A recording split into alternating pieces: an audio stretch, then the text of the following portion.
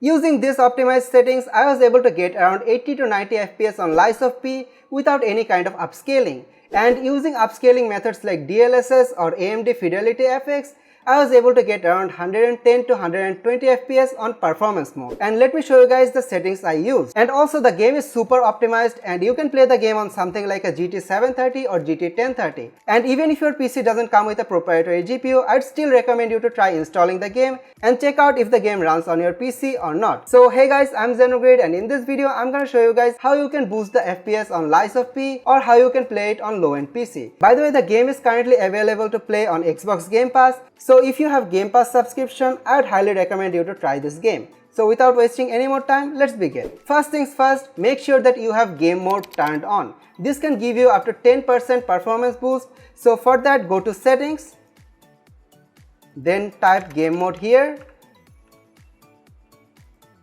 then turn this on.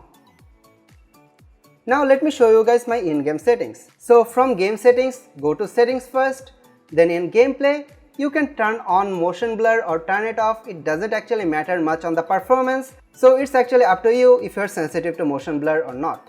Now go to graphics settings. Now first of all, set the screen mode to maximum screen.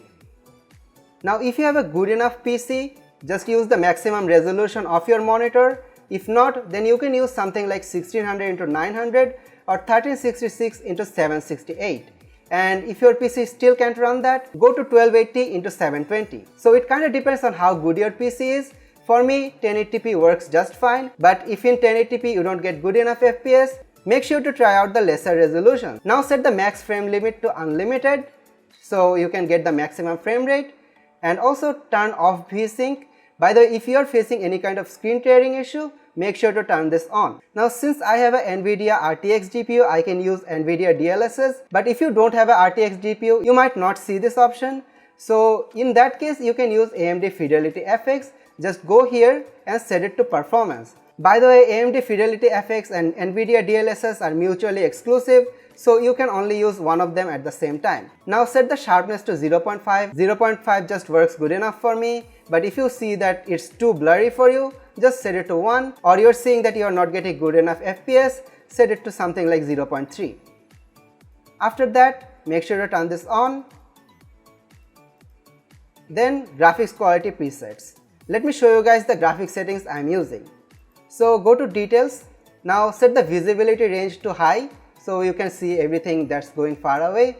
But if you're not getting good enough FPS, set it to something like medium. Now the anti-aliasing quality to medium, post-processing quality to medium, shadow quality to low, texture quality, it kind of depends on your PC, but if you have good enough PC, you can set it to high, and if you have more low-end PC, set it to low. Medium just works fine for me. And set the rest of the settings to low, and that's pretty much it. And that's how I was able to get really good FPS on the game. So as I've said, the game is super optimized. I would highly recommend you to try this game. But also this is a Souls-like game, so there might be skill gap for you. And also if this video helped, then please consider liking the video and subscribing to our channel. It will mean a lot to me. And see you guys in the next video.